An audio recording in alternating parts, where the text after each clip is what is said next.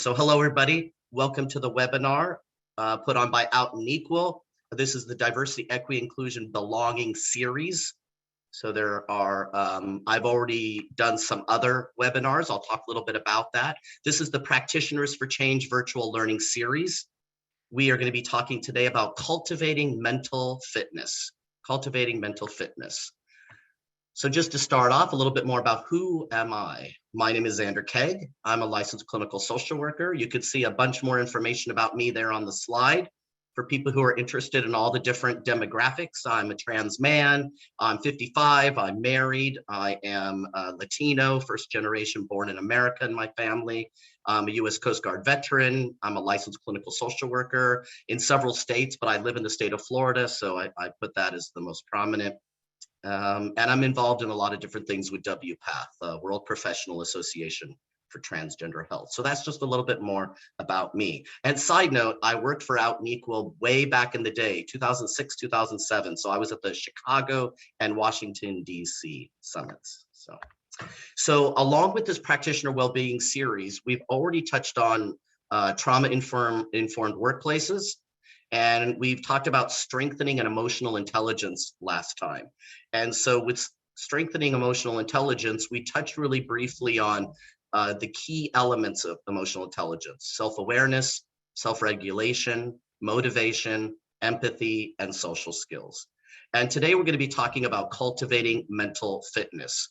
And so mental fitness, a definition of mental fitness is a state of well-being, right? So having a positive sense of how we feel, think and act. Basically, if you think about physical fitness, right, it refers to the ability of our body and all the systems in our body to work together efficiently to allow us to be healthy and to be able to perform activities of daily living. Right, the things that we need to do: get dressed, get bathed, eat food, these kinds of things. So if you could think about mental fitness, right, it's our ability to work in harmony with ourself and our environment. So we'll be talking a little bit more about that. I'm going to start us off with doing a brief mindfulness activity, a breathing activity, just to get everybody here, focused, centered, grounded, right? There's a lot of different terms that people use to get us into the webinar, to get present. So you can see there's a blue circle that's getting large and then staying still, and now it's getting small and it's going to stay still. What I'm going to ask you to do is to do some breathing in when it's getting larger, and then hold your breath as it stays large. And then you're going to breathe out as it gets smaller, and then you're going to hold your breath. So as it starts to get bigger, let's start breathing inwardly together. And hold your breath and blow out. Hold again. Let's do 2 more cycles without me talking.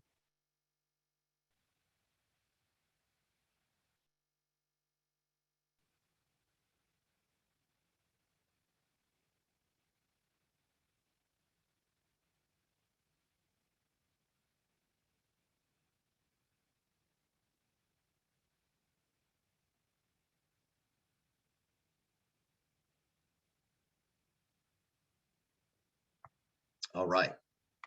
So that's called box breathing.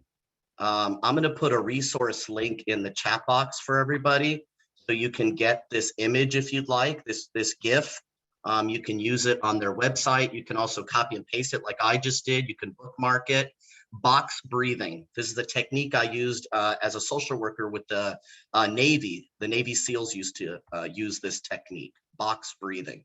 I'd love to know in the chat box, really briefly, I'll see them go by. How do you feel right now after doing that breathing exercise? How was that for you? How was that for you? Awesome, fantastic. For those of you just joining, you can click the little down arrow next to the word everyone and send it just to me, host panelist, if you don't want everybody to see your responses. Good, relaxing, calm, lower heart rate, perfect. Perfect. That's exactly the purpose of doing breathing exercises, right? And we can do a breathing exercise at any time, Maybe not while operating a motor vehicle. We want to be careful because we don't want to close our eyes or something like that. And some people might get a little lightheaded or dizzy with breathing exercises, but we could basically do that anytime we need to just take a break, take a pause. So let's talk more about this idea of mental fitness and talk about what is it? What is mental fitness?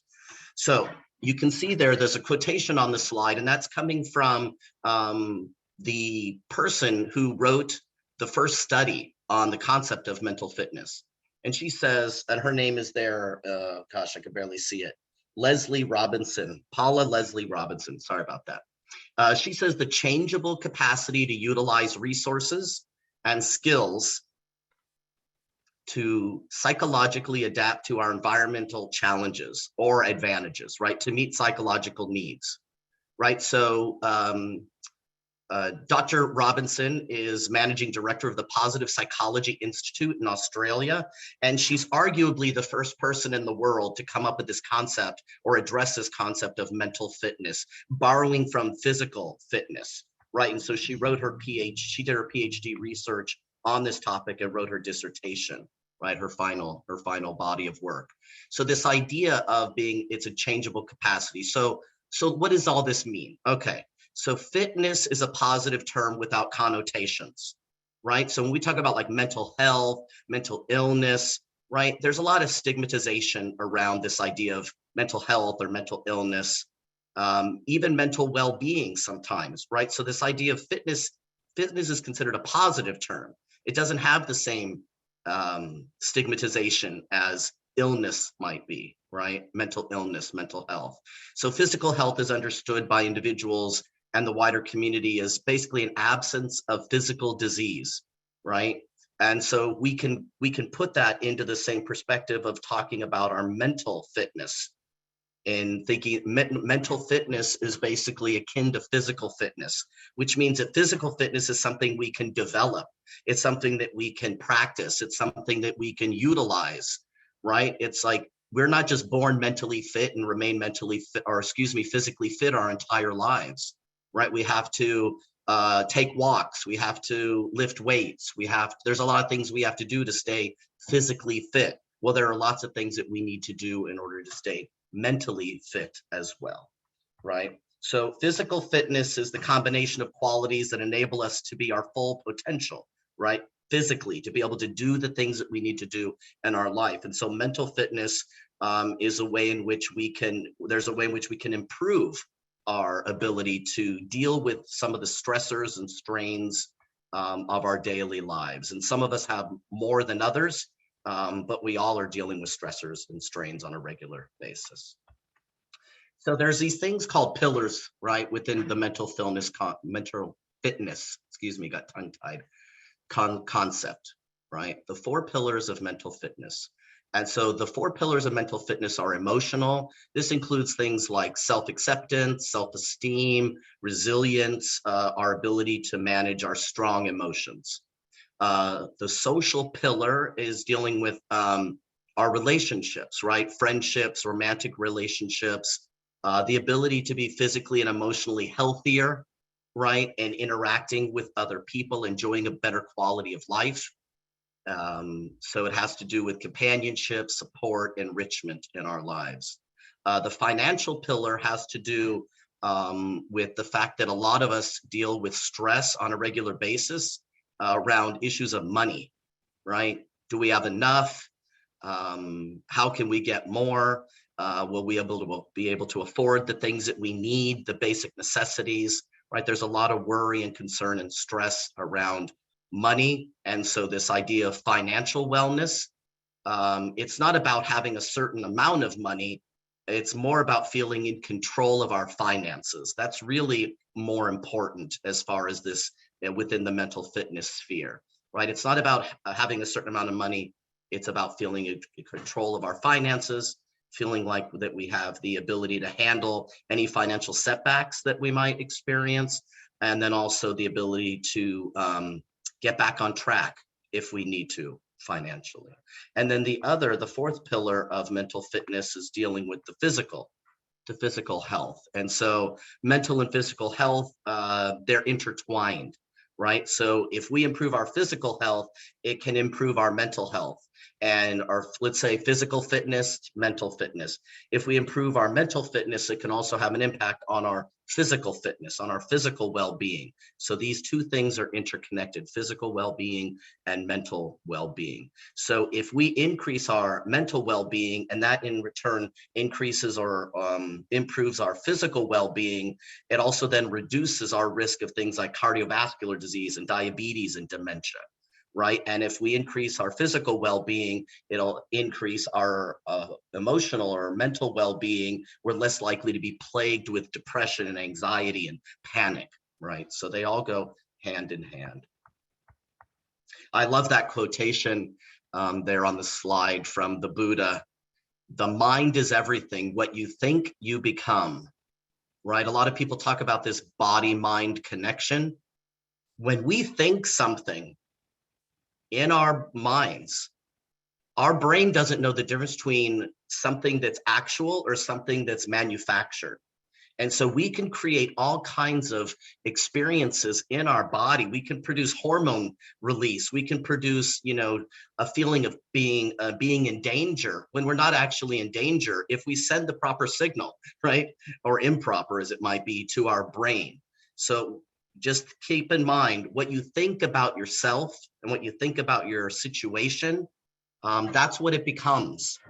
There's another famous saying: change your thinking, change your life. So that body-mind connection is very, very strong.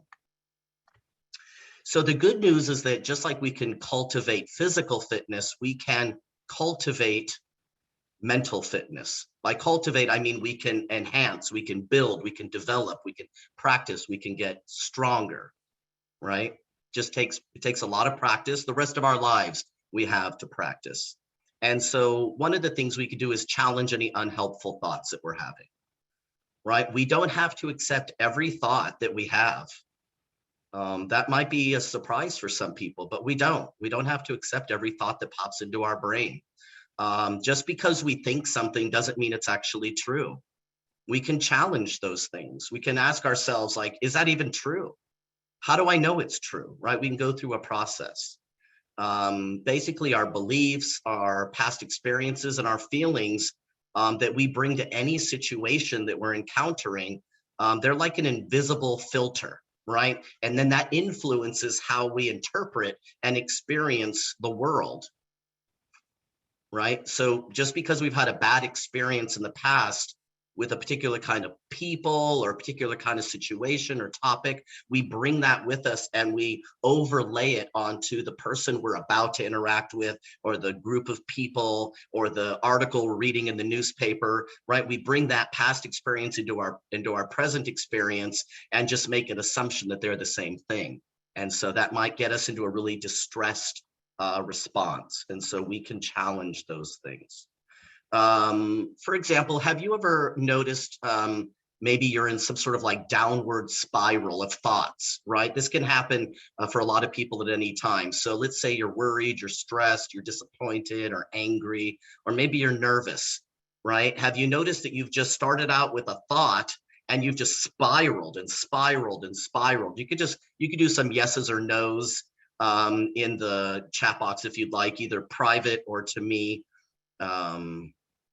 So again, if you've noticed that you've just had this negative spiraling, it started with one thought and it just spiraled into what clinicians we refer to as catastrophizing. Like everything's bad, everything's wrong, every person is doing bad things, right? That catastrophizing. Yeah, so I'm seeing some yeses privately and publicly. Right, so this is something that happens, but we have the ability to stop that. We can stop those chains of thoughts, and we cannot get lost in sort of a flurry. We don't have to be taken over by these things. We can stop that process. It takes a lot of work, and we're not going to go into great detail about that here, but just know that those are things that we have the ability to control. Meditation and breath work, right? We started out with doing some breath work. These are things that you can do, right? When you do breath work or some sort of meditation, what you're doing is you're allowing yourself an opportunity to just sort of take a pause, right? And you can even as your thoughts are going through your mind while you're breathing or meditating or stretching or whatever you're doing, taking a walk, you could be just really curious about your thoughts, sort of watch them go by like a movie, in your head. Because our thoughts are going to be really wacky and unhelpful and maybe even troubling, or hilarious. We might crack ourselves up, in how really ridiculous we're being sometimes and what our thinking is doing. So doing some meditation, doing some breath work. Another way we can cultivate mental fitness is by just resetting and recharging, right? So this idea, for a lot of people, reset and recharge, rest is a component of that, right? Taking a break, resting. But rest has been stigmatized so much in our society. Often people who like to, reset or recharge or take rests are called lazy, right? This is culturally specific in some cases, but we need to relax, right? We need to reset. We need to recharge and we need respite, right? We need breaks. If we don't do these things, it'll damage our productivity, right? If we're just talking about the workplace specifically, right? We need adequate rest. And so for everybody, that's going to look differently. It might mean reading a book or doing some crafting or playing a board game, climbing, whatever it is for you, right? Figure out how you how you need to reset and recharge. Having some discipline in our lives. Absolutely. I'm getting kids need it too, for sure. Absolutely. Kids need it too. Discipline is really helpful, right? So there's no shortage of distractions in our lives, right? They're on our phones, they're on our computers, they're in our homes, they're in our workplaces, they're everywhere we go, distractions everywhere, right? And so we need to put in some sort of processes where we can shut those things out for a time, shut them off on our phone, disengage from social media at a certain hour of the day or a certain day of the week. Like find ways that we can discharge, unplug from all of these distractions. There's really no other way to talk about them. They're noise, right? There's a lot of noise going on. And so being able to have some discipline within ourselves to keep to a schedule, perhaps, right? That's another way of saying it. Keep to a schedule. Decide. I know people who like every Saturday, they just turn their phone off completely. And they don't turn it back on until Sunday. It's not going to work for everybody. I mean, my father has dementia. He's living in a nursing home. I'm his only living relative that's close. I can't shut my phone off for a day. If somebody needs to call me from the nursing home, I need to be able to pick that up. But there are I can turn off those little sounds that let me know, ding, ding, ding, right? You can do that so that I don't have to know that I've gotten a message or an email or a text or something like that. Prioritizing sleep. Sleep, it turns out, is the fundamental thing in our lives that if we got a handle on our sleep, most everything would improve. Practically not overnight, because it takes a little while for the circadian rhythm in our body to reset, but it works pretty rapidly. And so if you are having a lot of troubles in your life, I'd say look at your sleep patterns, look at your sleep habits. Yeah, so I see in the comments going to sleep at the same time every night.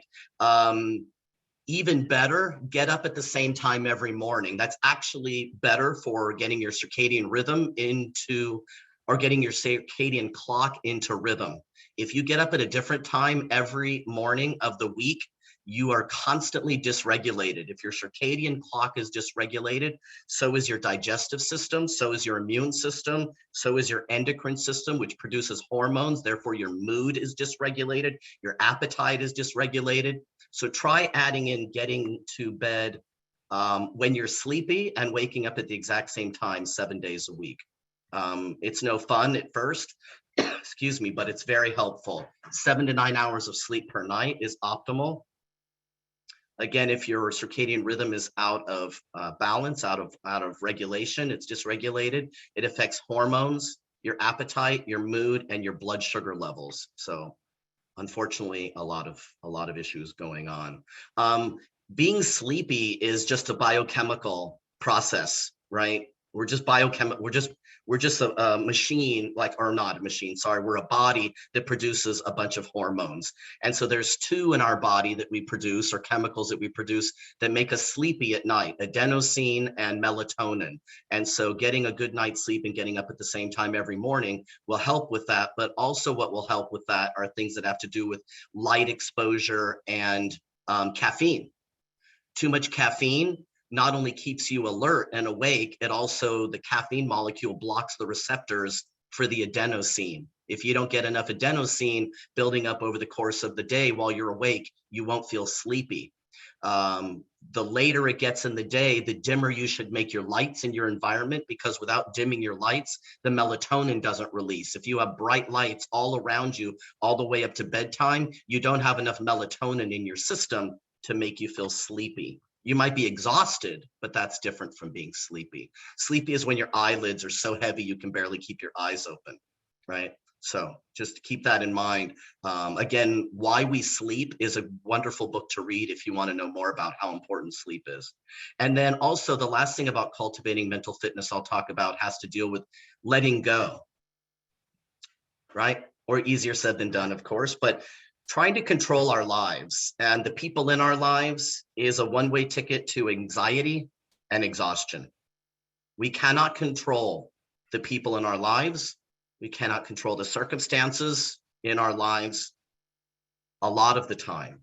We have control over some things, of course, but often what will happen is we're going to get like fixated on something that we feel like we should be able to control and we want to be able to control, and we're going to just stay on it, right? We're going to stay on it and probably spiral along with that, right? And then we might feel like we're stuck.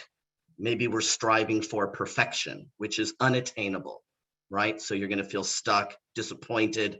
That's going to damage your mental fitness because it's going to damage your sense of self and your self-esteem, right? So this idea of letting go is another skill for this would be called radical acceptance, right? Just accepting what is.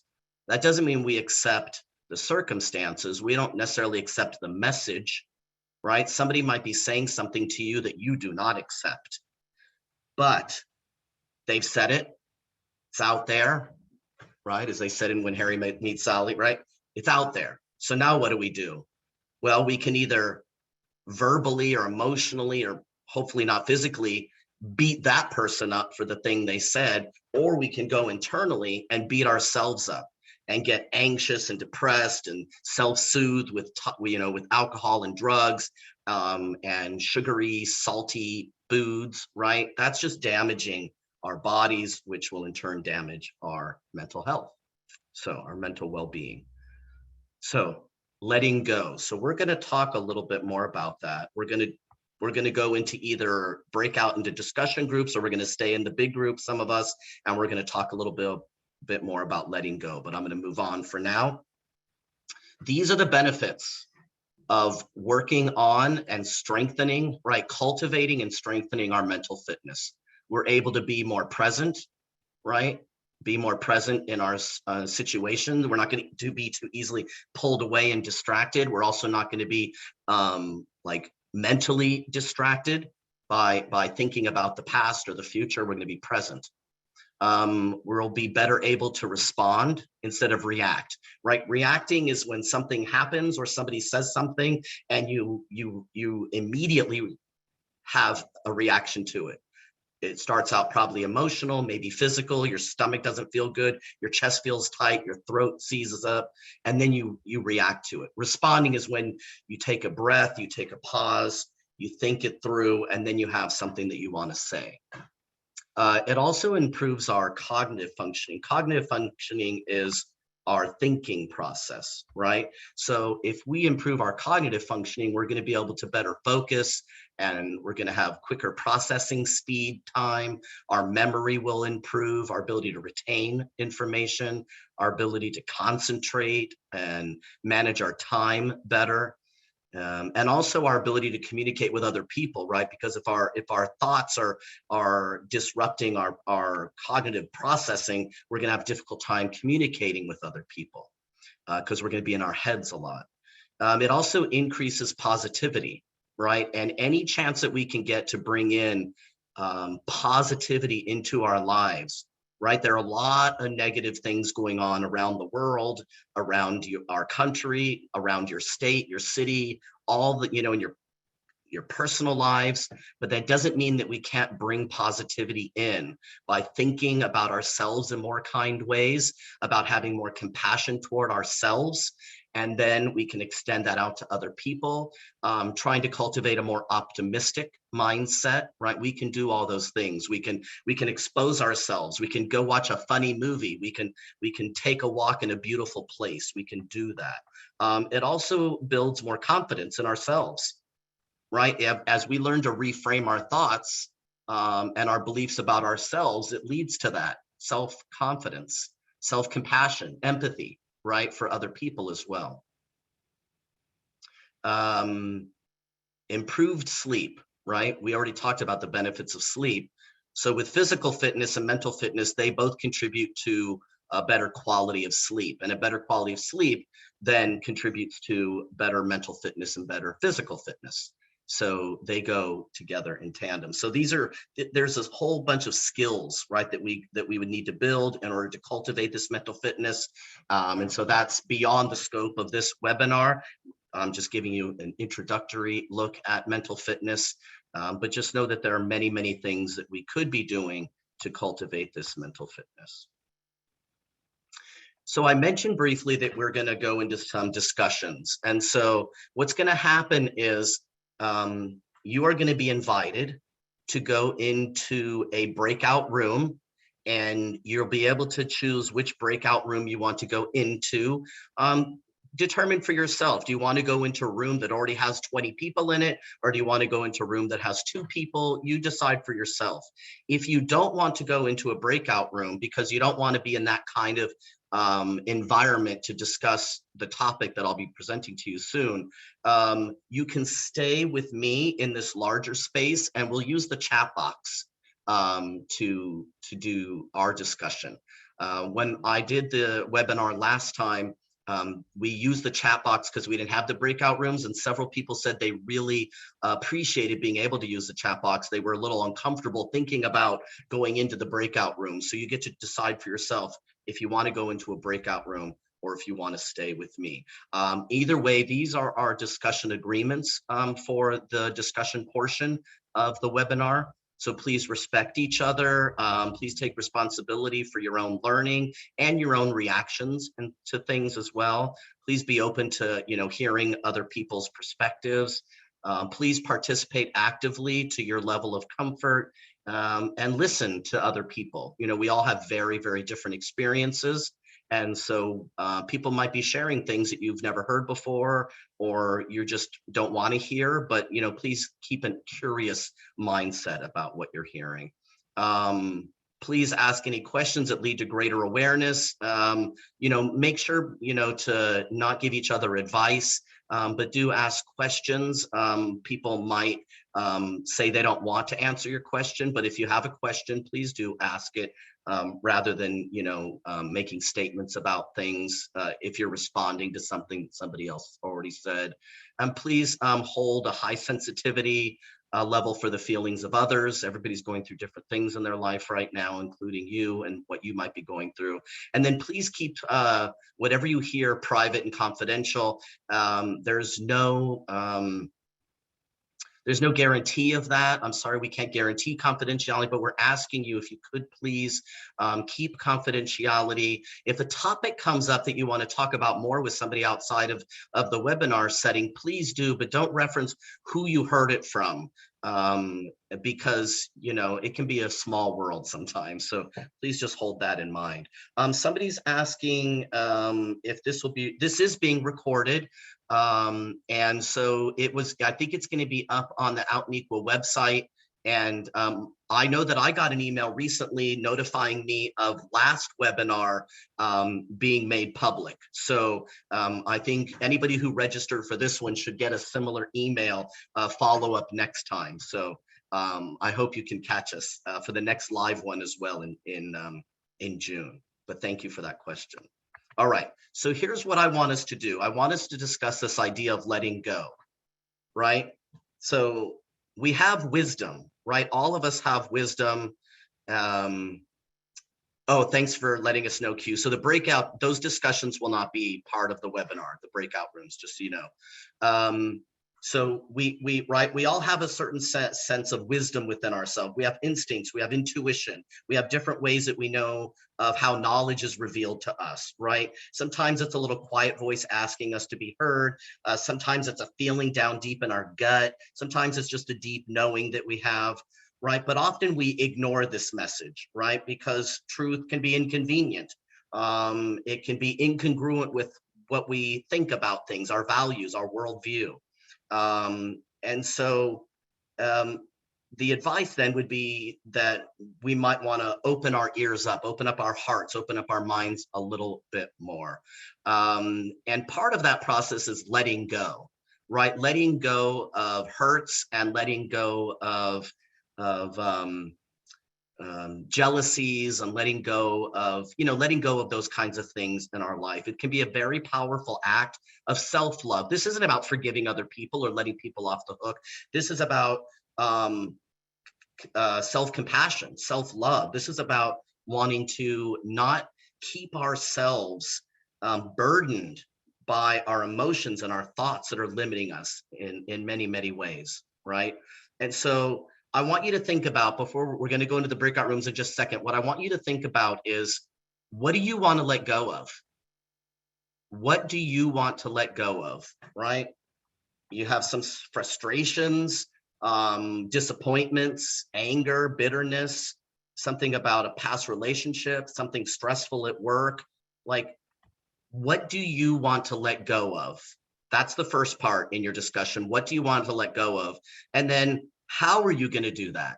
How are you going to let go? For some people, it might just be a change in perception, right? For others, it's focusing all of their energy into doing something differently, or seizing some sort of control, the portion that we have to limit whatever this negative thing is that we're wanting to let go of. For people in relationships, it might be just getting a little more realistic, unromanticizing, right? The way that we perceive or view love, like how it's, in the movies, and that we can't, that's not happening in our life. And we think something's wrong with us. It's like, no, it's just unrealistic. It's being portrayed in the media and in movies. For some people, they're just gonna, laugh about it and move on. So what do you want to let go of? And how are you going to do that? Set some sort of goal for yourself, right? Something that's achievable.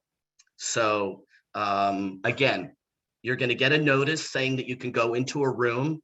If you want to go into the room, please go. If you want to stay here with me, we're going to use the chat box, and we're going to be answering. I'm going to have you answer that question.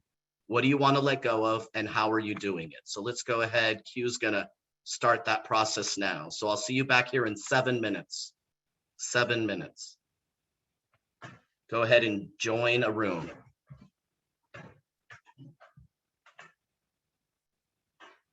As soon as I see people start going into rooms, I'm going to wait. So start going. I don't see anybody yet, but if you'd like to join a room where you can have a discussion with other people and see each other on camera, please do that. Otherwise, we're going to stay in this larger group, and we're going to be doing it through the chat box. So I see some people clicking the little box on their screens to join a room. I'm going to give it a little bit more time, give people an opportunity to click the box.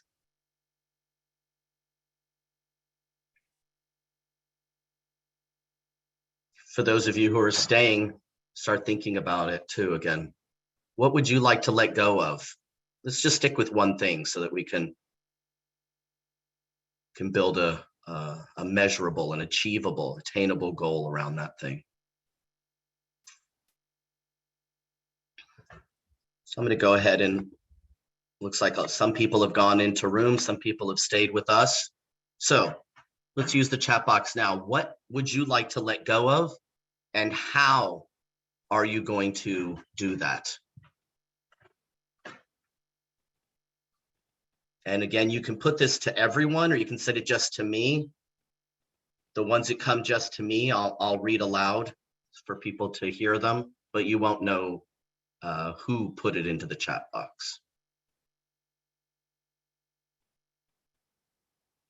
So we're letting go of guilt and regret, having positive dialogue, internal dialogue, forgiving yourself. Fantastic, excellent. It's a really good practice. Positive internal dialogue. What else? What are things, what's something some people want to let go of? And how are you going to do that? Emotional eating and poor body image. How do you think you might be able to stop emotional eating? What might be an attainable, right, goal? What might be a way you can do that? Maybe you've already tried it in the past, and it worked for a period of time, right? You might be able to bring that back and add something to it. You know, when we're wanting to form new habits, what makes it the most successful is if we take something new we want to do and we couple it with something we already do all the time. So for example, we always brush our teeth a couple times a day. So while you're brushing your teeth, you can have positive internal dialogue, right? While you're having your cup of coffee, you could say, after my coffee, I'm going to go for a walk. So you pair new things with old things. Not giving myself the same grace that I give others. So that's something you want to stop. Absolutely. Yeah, that self-compassion, cultivating that is a really wonderful gift to ourselves. Trying to do everything at my house. Yeah, cleaning, groceries, yes. I'll ask for help. Right, absolutely. That's exactly right. Ask for help. Or even, what's that word? Not direct, right? You can assign it to people. I forget what that word is that we use in the workplace. For the emotional eating, can you mention Overeaters Anonymous as a resource for them? There you go, or OA. It's not well known that OA exists, and it was life-saving for you. Glad to hear that. Thank you for sharing. Not sure if we are allowed to give advice during this exercise. That's all right. I'll read that out loud. OA, a lot of people don't know about Overeaters Anonymous, so thank you. Another person saying, I'd like to let go of the frustrations from the news and politics. Amen. Yeah, right. It causes, it leads me to feeling depressed and overeating and not sleeping. Exactly. I think that's what it's set up to do. So noticing that and wanting to take charge of that in your life is really helpful. For me, I just don't watch it. That's my solution. I stopped reading the newspaper and watching the news when I was 16. I'm almost 56, so that's a lot of time. And I still know what's going on in the world. So we don't need to get it from the news channels. They're saying they've tried distracting themselves with things they enjoy doing, with exercise. They've also tried periodically just unplugging. Yeah, keep trying those things, right? Keep trying, or at least limit, right? When I talk to people about how to get a good night's sleep, I tell them, don't watch the nighttime news, because the nighttime news disrupts sleep for a lot of people. So maybe watch news in the middle of the day, right? Something like that. Somebody's saying that they were twice abandoned by the same father as a child. They'd like to let go of the pain from that. Yeah, I can, even just saying that out loud, it definitely hit me. So that is a very painful thing. So thank you for bringing that up. You've been embracing more of a growth mindset, mental fitness. It's been a challenge for you on a daily basis. Absolutely. That's a lot of trauma to deal with. I know what I need to do, but I have procrastinated for years. Yeah, procrastination is an easy thing to get stuck into. So I'm glad you've recognized that. Want to stop avoiding this, but I can't seem to jump off the cliff, so to speak. Try that thing that I mentioned. Try, whatever the solution is that you come up with, try sort of attaching it to something you already do. That way it's just built into your routine. right? Whatever part of your daily routine that you feel like you could attach it to, see if that's helpful. That's something that comes up in the book Atomic Habits, right? It's supposed to be really really beneficial. I find it helpful. A lot of people do. Thank you. Delegate. That's the word. Delegate those household chores. Want to let go of the need to want things in my way instead of letting things happen. Don't get mad about it. Yeah, that's a big one. You're in therapy, you're working on it. It's complicated, absolutely. But now you're attentive to it, so you're working on it, right? So just keep working on it. It's fantastic. Stop biting my nails. You know what some people do is they put this, I think I've seen it in the stores. You can put something on your nails that when you bite them, it tastes terrible. So that might be something helpful. Some people, they bite on toothpicks, like the cinnamon flavored ones or tea tree oil, because really there's something about hand mouth. Ex-smokers have to do things like that sometimes temporarily too. So that might be a good one for biting the nails. Letting go of things I can't control. As a matter of fact, that's a good one, because again, there's a lot in our lives we can't control, which is really frustrating, right?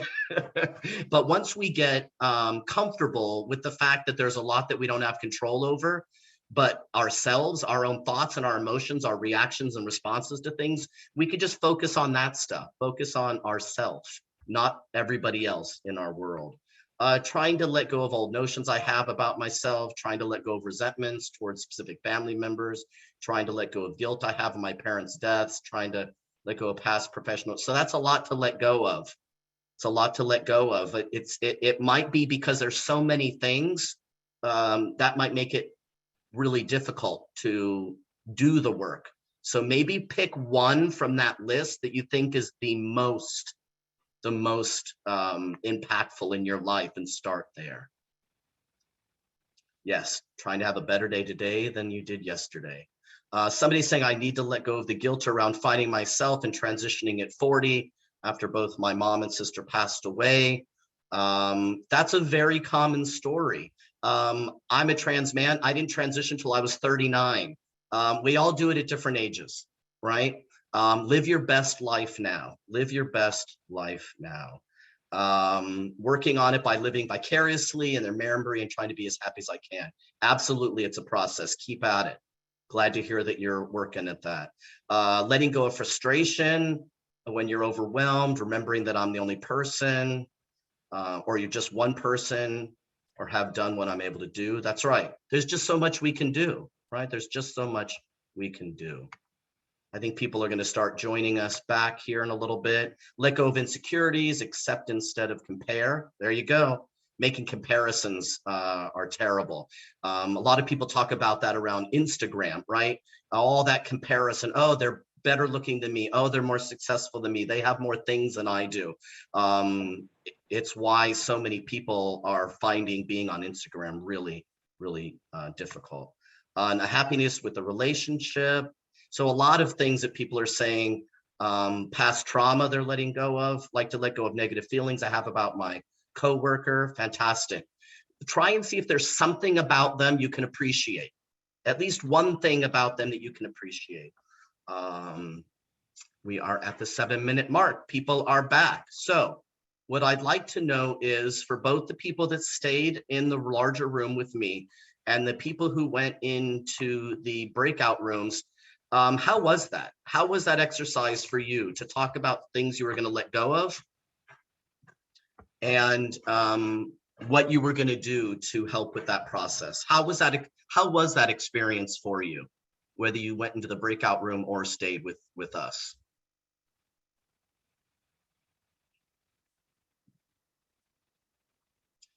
Somebody saying they enjoyed it, learning from team members. Fantastic. Helpful to share it. Glad to hear that. We talked about setting boundaries. Absolutely. Setting boundaries is really important. We talked about that at the last webinar. Good advice, others going through similar.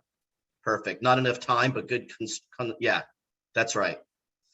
Yeah, trying to fit a whole huge topic into 1 hour is definitely not enough time, but I'm glad that you took the time to have a dialogue that was helpful. Don't feel so alone with your feelings. Fantastic. That's great to hear. Great to hear. You can only control what you can control and not to dwell, worry on those outside factors. Absolutely. Again, easier said than done. And we know that, right? We all get caught up from time to time, some of us more often than others, in the things going on around us. And there's a reason for that, right? If you grow up in an environment where things are chaotic, unpredictable, abusive, that stays with you, right? That's something that we can carry into our lives going forward. There are, of course, things that we can work on, things that we can get better at, things that we can correct. But until we start that process, it just feels like second nature to us to want to try and control things, because that's the environment we grew up in. I know I did. So I'm going to move on now, but thank you so much for everybody for participating in your small groups and in the larger with me here in the chat room or the chat box. I'm going to go ahead and keep going. We have about a little over 10 minutes. So overall, not talking about the group discussions, but what I want to know is how was it for you just being here at this webinar, going through the breathing exercise, learning about mental fitness and the different components of that? Like, how has it been for you overall to be at the webinar? Oh, yes. And thank you, Q, is putting a survey in there. Please do check that out. Enlightening, confirmation, very thought-provoking, perfect, calming, wonderful. Helpful and value add. Thank you. I'm glad that is for you. Great host, made it easy. Thanks. Nice reset to start. Okay, things are going by a little more quickly than I can. Let me see. I'm going to enlarge my chat box so I can see what people are saying. Appreciative, nice reset to start, and comfortable environment with multiple ways to participate. So good. I'm learning that mental health is like working out. It's always good to do this. Yep, and reflect. Breath of fresh air, literally from the beginning. Excellent. Excellent. Great opportunity for me to pause and check in with myself and my day-to-day actions, approaches to life. Yep, picked up a few added things to practice. You're very welcome. Provide an opportunity to be intentionally reflective. Yeah, right. I mean, how often do we take this time for ourselves, right? We have busy lives. We have full lives. There are a lot of things that we're responsible for, people we're responsible for. And so being able to give ourselves this time, 1 hour, to come together, talking about mental fitness, it's pretty rare, actually, pretty rare. So I really appreciate that Out and Equal is invested, right, in that for the people that are involved with their organization. So I want to talk to you a little bit about self-care, right? You might have heard this. I know as a social worker, I heard it every day. Don't forget your self-care. Don't forget your self-care. But I never really knew what that was. People didn't really go into a lot of detail, or they'd ask, what did people do for their self-care this weekend? And you'd hear all kinds of things like, oh, I got a massage, I got a mani-pedi, I went to the movies. Well, there's a difference between self-comfort, self-soothing, and self-care, right? And so self-soothing and self-comfort are things that we do that have a temporary respite for us, right? It's a temporary break. One massage isn't going to be a permanent solution, right? That's not self-care. That's self-soothing, self-comfort, self-treatment. So self-care are things that we can do that have long-term, ongoing, benefits for us around stress management. And so I wanted to talk to you just briefly about fractals. And I'd love to see in the chat box if people are familiar with this concept of fractals. Do people know what fractals are, these things? So I'm getting mostly no's. Okay, well, good. I like being able to share things that are new with people. So fractals are what's known as the fingerprints of nature, right? The fingerprints of nature. So they're geometric figures that contain repeating patterns. So they're all around us, right? They're all around us, but we rarely pay any attention to them at least not consciously, but our brain, right? We see them with our eyes and our brain is registering them, but they're often hidden in plain sight. So we're not really thinking about them in any conscious manner. So they're present in nature, in art, in technology, and architecture, right? And so we have evolved as human beings, we've evolved. As we've evolved as human beings, we're looking at fractal patterns found in things like clouds, rivers, trees, other natural entities, right? So because of this, our brains are actually pre-wired to positively respond to fractals. In fact, deliberately looking at these fractals has a significant effect on our mental well-being. They've done some research and they found that looking at fractals can reduce our levels of stress by 60%, right? 60%. I'll put that into the chat box if people want to do any frozen fractals. If people want to look that up, right? 60%. So when we look at fractals, right, there's a physiological resonance that occurs within our eyes, right? And then that increases the alpha frequency in the frontal areas of our brain, right? It's very technical. And the increase in those alpha waves then promotes relaxation and a sense of well-being. So my advice to you for self-care is go outside, right? If you can't go outside, then you can watch a video. So here's a video you can watch that has fractals in it. You can also download an app onto your phone and it'll generate fractals for you. So download an app, right? Download an app to get those fractals, right? So when you go out walking and you're seeing like a bunch of flowers in a field, that's a repetitive pattern. Your eye picks that up, sends the little waves, it calms you, calms your brain, and then in turn calms you, reduces your stress in your body. You see all the trees, branches, bunch of branches, a bunch of leaves, fractals, right? Bunch of clouds in the sky, fractals. You go downtown, you see all these buildings and these different geometric shapes, fractals. So now many of you have learned something new. Expose yourself to fractals. Look out the window as often as you can. Get those fractals in your vision. Download the app, watch the video. There's a bunch of other videos you can watch to get some fractals in your life.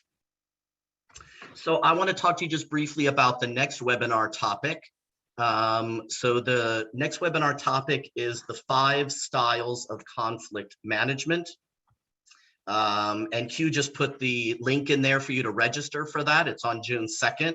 So the 5 styles of conflict management are the, oh, hold on, somebody's asking me a question. Will you be able to send these links after the meeting in a presentation? You mean the fractals ones that I just, or the one about registering for the next session? The fractals. I won't be able to because I don't have access to all your emails.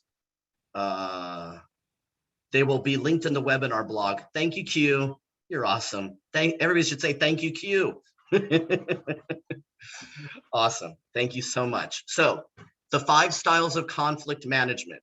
There's the avoiding style, right? This is where one has a really low concern for their ultimate goals. And so they just avoid engaging with people because they want to avoid conflict. Then there's the accommodating style, where one party, in a negotiation or in a discussion is focused on the needs of the other person, not their own needs. So they're accommodating other people and not taking care of their own needs.